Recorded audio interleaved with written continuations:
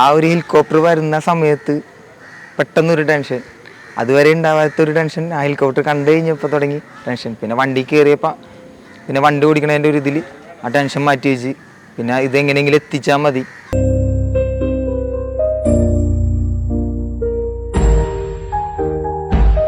അത് നല്ല ടെൻഷനുള്ള കാര്യമായിരുന്നു. പിന്നെ ഒരു ജീവനല്ലേ, ആ ജീവൻ്റെ ഒരിത് നമ്മ പ്രകടിപ്പിക്കണമല്ലോ. 2 ജീവൻ എൻ്റെ കയ്യിൽ തന്നെയാണ്. അപ്പം നമ്മ എന്താ പറയാ, പെട്ടെന്ന് തന്നെ എത്തിക്കുക.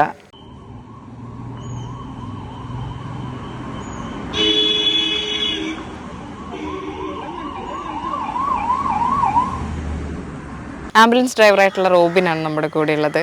റോബിനെ ഇന്ന് എല്ലാവരും അറിയുന്നത് ഐസക് ജോർജിൻ്റെ ഹൃദയവുമായി പാഞ്ഞെത്തി ലിസി ഹോസ്പിറ്റലിലേക്ക് പാഞ്ഞെത്തിയ സംഭവവുമായി ബന്ധപ്പെട്ടിട്ടായിരുന്നു. എനിക്ക് തോന്നുന്നു 4 മിനിറ്റ് കൊണ്ട് 4 കിലോമീറ്ററിലധികം കവർ ചെയ്തു അല്ലേ?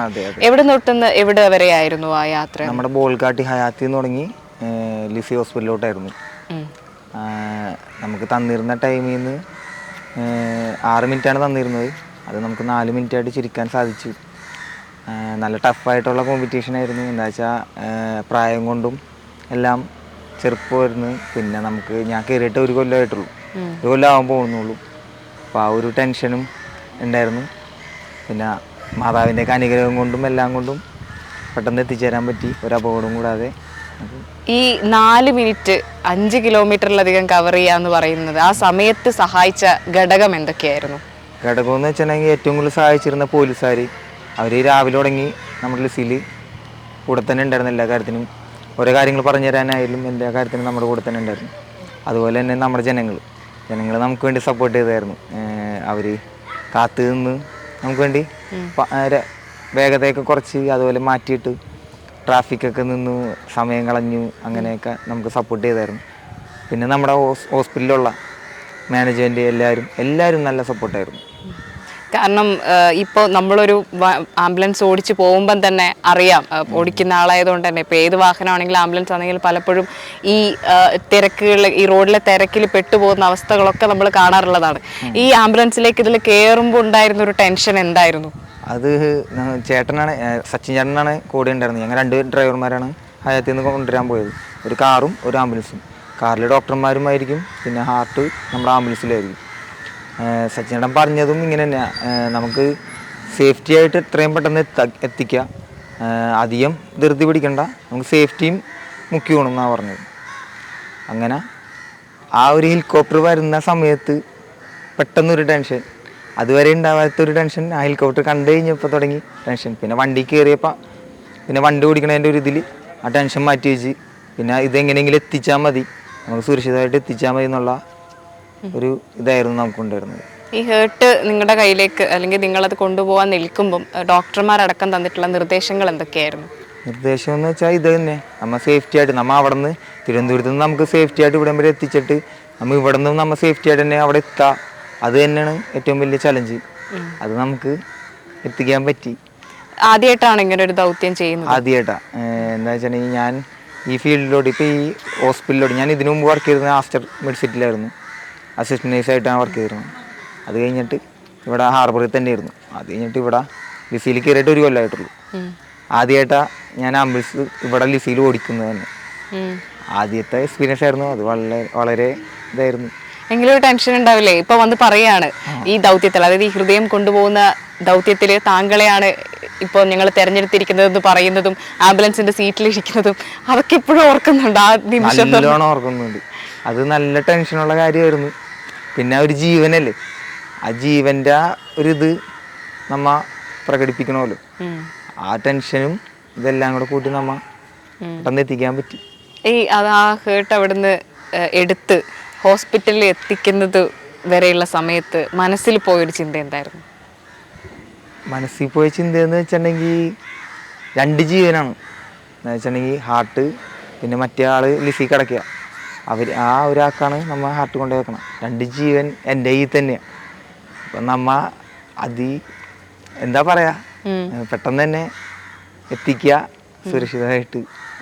ആ ഒരു ഇത് തന്നെയായിരുന്നു മനസ്സിൽ. ടെൻഷൻ ഉണ്ടാക്കിയ ഒരു ഏരിയ ഏതെങ്കിലും ഉണ്ടായിരുന്നോ ഈ പോകുമ്പോൾ? ടെൻഷൻ ഉണ്ടാക്കിയ ഒരു ഏരിയ എന്ന് വെച്ചാൽ ആഡ്ബിറ്റ്സിൻ്റെ അവിടെ ഒരു കാറ് വട്ടം വന്നായിരുന്നു. അത് പെട്ടെന്ന് ഒന്ന് ചവിട്ടണ്ടേക്ക് വന്നു. അതല്ലാതെ വേറെ പ്രശ്നങ്ങളൊന്നും ഉണ്ടായിരുന്നില്ല. പിന്നെ നമുക്ക് ആ ലിസിയുടെ അവിടെ യൂട്ടേൺ അടിച്ച് വരുന്ന ആ ഒരു ഏരിയയും ഒരു ഇതായിരുന്നു. വേറെ കുഴപ്പമൊന്നും ഉണ്ടായില്ല. പെട്ടെന്ന് തന്നെ പോകാൻ പറ്റി. എപ്പോഴെങ്കിലും ഈ ആംബുലൻസ് ഓടിക്കിപ്പോൾ 1 വർഷമായിട്ടുള്ളൂ എന്ന് പറഞ്ഞെങ്കിലും ഈ ദിവസങ്ങളിൽ അല്ലെങ്കിൽ ആ ദിവസങ്ങളിൽ എപ്പോഴെങ്കിലും ഇതുപോലെ ടെൻഷൻ അടിച്ച് പോയ ഒരു സംഭവം ഉണ്ടായിട്ടുണ്ടോ? ഇതുപോലെ ടെൻഷൻ അടിച്ച സംഭവം എന്ന് വെച്ചാൽ ഒരു പേഷ്യൻറ്റിനെ ഞാൻ ഇതുപോലെ എമർജൻസിക്ക് കൊണ്ടുവന്നായിരുന്നു. നമ്മുടെ ആസ്റ്ററിൻ്റെ അടുത്ത് നിന്ന് വീട്ടിൽ വയ്യാതെ കിടക്കുകയായിരുന്നു. അത് ഞാൻ ഭയങ്കരമായിട്ട് പേടിച്ചായിരുന്നു. എന്താ വെച്ചിട്ടുണ്ടെങ്കിൽ പുള്ളീനെ പെട്ടെന്ന് എത്തിക്കണം. ആ ഒരു ഇത് ഓക്സിജനൊക്കെ ഇട്ട് പെട്ടെന്ന് എത്തിക്കാനുള്ള തന്ത്രപ്പാടിൽ ഞാൻ നല്ലോണം പേടിച്ചായിരുന്നു. പക്ഷെ എത്തിച്ചായിരുന്നു. പിന്നെ പുള്ളി ICUലേക്ക് ആയിരുന്നു. നമുക്ക് കുറച്ചാൾ ICUലേക്ക് ആയിരുന്നു. അങ്ങനെ ഈ ആംബുലൻസ് ഡ്രൈവർ ആകുക അങ്ങനെ തീരുമാനിക്കാനും ഈ ജോലിയിലേക്ക് കിടക്കാനുള്ള ഒരു കാരണം എന്തായിരുന്നു? അങ്ങനെ കാരണമൊന്നുമില്ല. വേക്കൻസി ഉണ്ടായിരുന്നു. അപ്പം ഞാൻ വണ്ടി ഓടിക്കാൻ എനിക്ക് ഭയങ്കര താല്പര്യം. വണ്ടി ഓടിക്കാൻ ഇഷ്ടമാണ്. അപ്പോൾ അങ്ങനെ വേക്കൻസി കണ്ടപ്പോൾ ഞാൻ പിന്നെ എൻ്റെ ചേച്ചിയുണ്ട്, റിയ ചേച്ചി എന്ന് പറഞ്ഞിട്ട്, വീടിനടുത്തുള്ള ചേച്ചി അവിടെ തന്നെ ചേച്ചിയുടെ വഴിയായിട്ടാണ് ഞാൻ അവിടെ ലിസിയിലോട്ട് കയറുന്നത്. അങ്ങനെ കയറിയതാണ്. ഇത് റോബിനായിട്ട് തിരഞ്ഞെടുത്തൊരു ദൗത്യമാണോ ഈ ഹൃദയം കൊണ്ടുവരിക എന്നുള്ളത്, അല്ലെങ്കിൽ ഹോസ്പിറ്റല് റോബിനെ ഏൽപ്പിക്കുകയായിരുന്നോ താങ്കളാണ് പോവേണ്ടത് എന്ന് പറഞ്ഞിട്ട്? അതെ ഹോസ്പിറ്റലിൽ ഏൽപ്പിക്കുകയായിരുന്നു. എന്താ വെച്ചാൽ ഞങ്ങളുടെ സാറ് പറയായിരുന്നു വെച്ചാൽ റോബിനും സച്ചിൻ ചേട്ടനും പോകണമെന്ന്. നിങ്ങൾ രണ്ടുപേരാണ് പോകേണ്ടത്. എന്താ വെച്ചാൽ എല്ലാവരും ഡ്യൂട്ടിയിലായിരുന്നു, പല ഡ്യൂട്ടിയിലായിരുന്നു. പിന്നെ ഞങ്ങൾ രണ്ടുപേരും മാത്രമേ ഉണ്ടായുള്ളൂ. അതുകൊണ്ട് നിങ്ങൾ രണ്ടുപേരും പോകണമെന്ന് സാറ് ഏൽപ്പിക്കുകയായിരുന്നു. അങ്ങനെ ഞങ്ങൾ രണ്ടുപേരും പോയതാണ്. ഈ ദൗത്യം കഴിഞ്ഞതിന് ശേഷം ഐസക് ജോർജിനെ കുറിച്ച് ഓർക്കുമ്പം എന്താണ് മനസ്സിൽ വരുന്നത്? വളരെ സന്തോഷം. എന്താ വെച്ചിട്ടുണ്ടെങ്കിൽ ഐസക് ജോർജ് നല്ലൊരു മനുഷ്യനായിരുന്നു എന്ന് പല വഴിയും ഞാൻ അറിഞ്ഞായിരുന്നു. അപ്പോൾ ഏറ്റവും കൂടുതൽ ഐസക് ജോണിൻ്റെ ചേച്ചിയുടെ മകൾ എനിക്ക് മെസ്സേജ് അയച്ചായിരുന്നു. ആദ്യം സങ്കടപ്പെട്ടൊക്കെ ഇരുന്ന് മെസ്സേജ് അയച്ചിരുന്നത്. ഇപ്പോൾ ബെറ്റർ ആയിട്ടുണ്ട്. ആ പുള്ളിക്കാർ തന്നെ കുറേ കാര്യങ്ങൾ പറഞ്ഞ് ഞാൻ മനസ്സിലാക്കിയ പുള്ളി നല്ലൊരു മനുഷ്യനായിരുന്നു എന്നൊക്കെ. അപ്പോൾ തന്നെ എനിക്ക് തോന്നിയായിരുന്നു എനിക്ക് അവിടെ ഒന്ന് പോകണമെന്നൊക്കെ. ഞാൻ പോകും, കൊല്ലത്ത് ഞാൻ പോകുമെന്ന് ആ കുട്ടീനോട് ഞാൻ പറഞ്ഞിട്ടുണ്ട്, ഞാൻ വരും. അതുപോലെ തന്നെ ഈ പുതുജീവൻ കിട്ടിയ ആളും അവിടെ ഞാൻ പോകണമെന്ന് വിചാരിച്ചിരിക്കുക. അത് എന്തായാലും കുറച്ചാൾ കഴിഞ്ഞിട്ട് എന്തായാലും ഇപ്പം എന്തായാലും പോകാൻ പറ്റില്ല. കുറച്ചാൾ കഴിഞ്ഞിട്ട് അവിടെയും പോകണം എന്നാണ് എൻ്റെ. അവരെന്താ നന്ദി അറിയിക്കുകയായിരുന്നോ ചെയ്തത് ബന്ധുക്കൾ എന്ന് പറഞ്ഞാൽ ആ കുട്ടി എനിക്ക് പേഴ്സണലായിട്ട് മെസ്സേജ് അയച്ച് താങ്ക്യും കാര്യങ്ങളൊക്കെ പറഞ്ഞ് എന്താ വളരെ സന്തോഷമാണെന്ന് ആയിന്ന് പറഞ്ഞു. അങ്ങനെ അവരിലൂടെ അറിഞ്ഞ ഒരു ഐസക് എന്താണ് ഇപ്പം റോബിൻ്റെ മനസ്സിൽ? എൻ്റെ മനസ്സിൽ വലിയൊരു മനുഷ്യനാണ്. എന്താ വെച്ചാണെങ്കിൽ എല്ലാവരെയും സഹായിക്കണ മനുഷ്യൻ. അങ്ങനെ ഒരു സൈലൻ്റ് മനുഷ്യൻ, എല്ലാവരെയും ചേർത്ത് പിടിക്കുന്ന ഒരു ആളും കൂടി. അങ്ങനെയൊക്കെ എനിക്ക് തോന്നി. പുള്ളി ഒരു അടിപൊളിയായിരുന്നു. എനിക്ക് അങ്ങനെയൊക്കെ തോന്നി. ഈ ഹൃദയം കൊണ്ടുവന്നതിന് ശേഷം അത് സ്വീകരിച്ച ആളെ അവിടുന്ന് ഹോസ്പിറ്റലിൽ നിന്ന് കാണാൻ സാധിച്ചിരുന്നോ? ഇല്ല, കാണാൻ സാധിച്ചിരുന്നില്ല. എന്താ വെച്ചാൽ അങ്ങനെയൊന്നും കാണാൻ പറ്റില്ല. ഇൻഫെക്ഷനും കാര്യങ്ങളൊക്കെ ഉണ്ടാവുള്ളൂ. കണ്ണൊക്കെ തുറന്നായിരുന്നു. അപ്പം ഇൻഫർമേഷനൊക്കെ നമുക്ക് കിട്ടുന്നുണ്ടായിരുന്നു. നിലവിലെ ആളുടെ ആരോഗ്യസ്ഥിതി എന്താണ്? അത് നല്ല രീതിയിലാണ്. അതൊക്കെ പറയാനുണ്ടായിരുന്നു. നമുക്ക് അങ്ങനെ അറിയാനേ പറ്റുള്ളൂ. നമുക്ക് ഇപ്പോൾ ചെന്ന് കാണാനോ അങ്ങനെയൊന്നും പറ്റില്ല. ആശുപത്രിയിൽ നിന്ന് ലഭിച്ചൊരു വിവരം അനുസരിച്ച് ബെറ്ററാണ്. അവരുടെ ബന്ധുക്കൾ വന്ന് സംസാരിച്ചിരുന്നോ? ഇല്ല, ബന്ധുക്കളൊന്നും സംസാരിച്ചിരുന്നില്ല. ഫുൾ ടൈം ഞാനും തിരക്കിലായിക്കോളൂ. ഇപ്പോ ഞാൻ അറിഞ്ഞത് ഒരു അനുമോദനമൊക്കെ കിട്ടി എന്നുള്ളതാണ്. എന്താണ് നാട്ടുകാരും അതുപോലെ വീട്ടുകാരും അടക്കമാണെങ്കിലും വീട്ടുകാരും ഒടുക്കത്തെ സന്തോഷത്തില്ല, ത്രില്ലടിച്ചിരിക്കുക. അതേപോലെ തന്നെ അവര് ഓരോ സ്വീകരണങ്ങളൊക്കെ തന്നുകൊണ്ടിരിക്കുക. അങ്ങനെയൊക്കെ നടക്കുന്നു. ഇപ്പോഴും വിശ്വസിക്കാൻ പറ്റുന്നുണ്ടോ ആ സമയം കവർ ചെയ്തു? കാരണം 6 മിനിറ്റ് തന്നു, അത് 4 മിനിറ്റിലേക്ക് ചുരുക്കി കവർ ചെയ്യാൻ പറ്റി എന്നൊക്കെ പറയുന്നത് ഇപ്പോഴും വിശ്വസിക്കാൻ പറ്റുന്നുണ്ടോ? ദൈവത്തിൻ്റെ അനുഗ്രഹം. എനിക്ക് വിശ്വസിക്കാൻ പറ്റണ്ടെന്ന് വെച്ചിട്ടുണ്ടെങ്കിൽ എത്താൻ പറ്റുമെന്ന്. അതായത് എനിക്ക് 6 മിനിറ്റ് ഉണ്ട്, എന്തായാലും 5 മിനിറ്റെങ്കിലും എത്തിക്കണമെന്നായിരുന്നു. എന്താ വെച്ചിട്ടുണ്ടെങ്കിൽ 4 മിനിറ്റ് ഞാൻ പ്രതീക്ഷിച്ചിട്ട് പോലുമില്ല. പോലീസുകാരങ്ങനെ പറഞ്ഞപ്പോൾ എനിക്ക് വളരെ സന്തോഷമായി. 1 മിനിറ്റും കൂടെ കൂടുതൽ മുമ്പ് എനിക്ക് എത്തിക്കാൻ പറ്റി. അതായത് 6 മിനിറ്റ് വന്നിട്ട് 5 മിനിറ്റാണ് ഞാൻ വിചാരിച്ചിരുന്നത്. അതും കഴിഞ്ഞ് 4 മിനിറ്റിലോട്ട് എത്തിക്കാൻ പറ്റിയതിൽ വളരെ സന്തോഷം എനിക്ക് തോന്നിയായിരുന്നു. ചോദിച്ചിരുന്നു അതിനുശേഷം അവരോട്, ഹോസ്പിറ്റൽ അധികൃതരോട്, എന്തുകൊണ്ടാണ് ഈ ദൗത്യം എന്നെ ഏൽപ്പിക്കാനിടയായത് എന്നുള്ളത്? അത് സാറ് ഏൽപ്പിച്ചതാ. ഞാൻ അങ്ങനെ ചോദിച്ചൊന്നുമില്ല. പിന്നെ നമ്മളോട് പറഞ്ഞാൽ നമുക്ക് പറ്റണ കാര്യമാണ് നമ്മൾ എന്താണെങ്കിലും നമ്മൾ ചെയ്യും. അത് ആരായാലും എന്തായാലും നമ്മളോട് പറയണ കാര്യം നമ്മൾ വിശ്വസിച്ച് നമ്മളെ ഏൽപ്പിച്ചു കഴിഞ്ഞാൽ നമ്മൾ അതൊരു നല്ലൊരു റിസൾട്ട് ഉണ്ടാക്കാനാണ് ശ്രമിക്കുകയുള്ളൂ. അതിൻ്റെ ഒരു ടെൻഷൻ ഉണ്ടായിരുന്നു. നമുക്കിനി ജീവൻ വെച്ചിട്ടുള്ള കളിയായിരുന്നല്ലോ, അപ്പം അതിൻ്റെ ഒരു ടെൻഷൻ ഉണ്ടായിരുന്നു. പക്ഷെ അത് നമുക്കൊരു റിസൾട്ട് ഉണ്ടാക്കാൻ പറ്റി. ഇപ്പം ലിസി ആശുപത്രിയിൽ വെച്ച് ഒരാൾക്ക് ഹൃദയം കിട്ടി, അപ്പോൾ അതിൻ്റെ ഒരു സന്തോഷമുണ്ട്. അതുപോലെ ഐസക് ജോർജ് വേറെ ആളുകൾക്ക് അവയവമൊക്കെ ദാനം ചെയ്യുകയും ചെയ്തിട്ടുണ്ട്.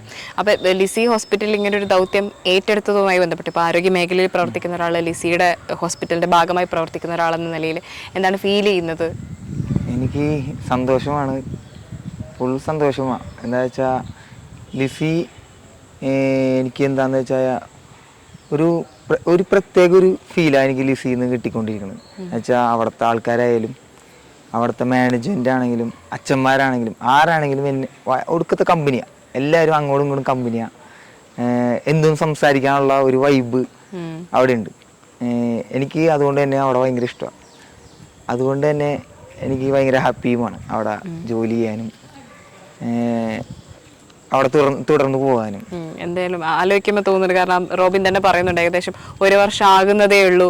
ആ സമയത്ത് തന്നെ ഇത്ര വലിയൊരു ദൗത്യം, അത് വലിയൊരു കടമ കൂടിയായി മാറുന്നു, അത് ചെയ്യുന്നു എന്നൊക്കെ പറയുമ്പോൾ അത് വലിയൊരു സന്തോഷമാണ് തോന്നുന്നത്. കാരണം അനുഭവിക്കുന്ന ഒരു ടെൻഷൻ നമുക്ക് മനസ്സിലാവും. അത് അത്രയും പെട്ടെന്ന് അവിടെ എത്തിക്കുക, അതിലൂടെ ഒരാൾക്ക് ജീവൻ പിന്നീട് തിരിച്ചു കിട്ടുക എന്നൊക്കെ പറയുന്നത്. എന്തായാലും നന്ദി റോബിൻ.